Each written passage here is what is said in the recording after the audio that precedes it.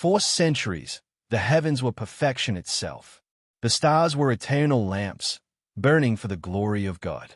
The moon shone without flaw, the planets moved in divine order, and Earth, God's chosen center, was steady beneath it all.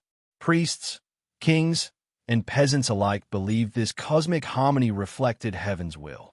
To question it was not merely foolish, it was sinful. Then came a man with a tube of glass and brass. Galileo Galilei was no heretic, only curious. Rumors had spread of a strange Dutch instrument that could make distant things appear near. To most, it was a novelty, a toy for sailors or nobles. But to Galileo, it was a key. He built his own, climbed a quiet hill, and one night pointed it upward. The world would never look the same again. The moon, once thought to be a flawless silver sphere, appeared scarred and rugged, its surface torn with mountains and craters. Galileo stayed in disbelief.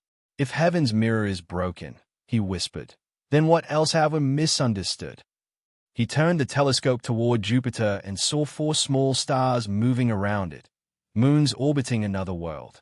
If the heavens revolved around Earth, then what were these doing circling Jupiter?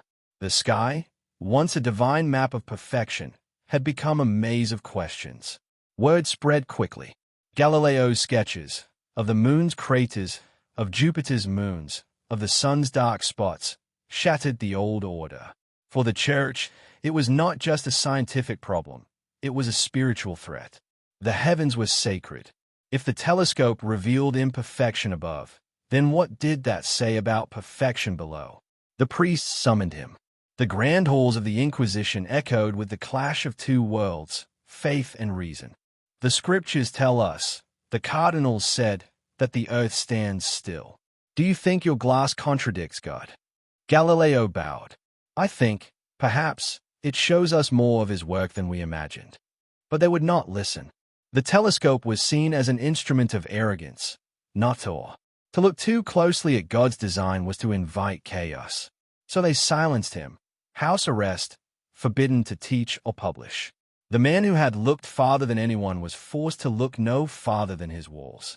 Yet the telescope did not close. Others took it up.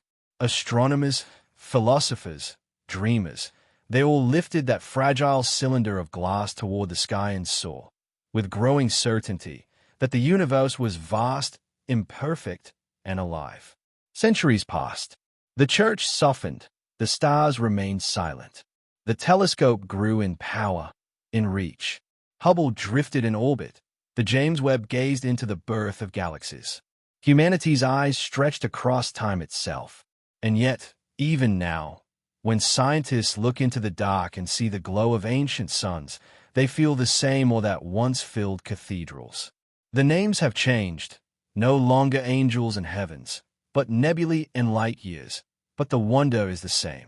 When religion met the telescope, faith trembled, but it did not die. It evolved. It looked upward again, not in fear, but in curiosity. The sky had not been dethroned. It had been rediscovered. And through that glass, humanity finally understood. The search for God and the search for truth were never enemies. They were, and always had been, the same gaze turned toward the infinite.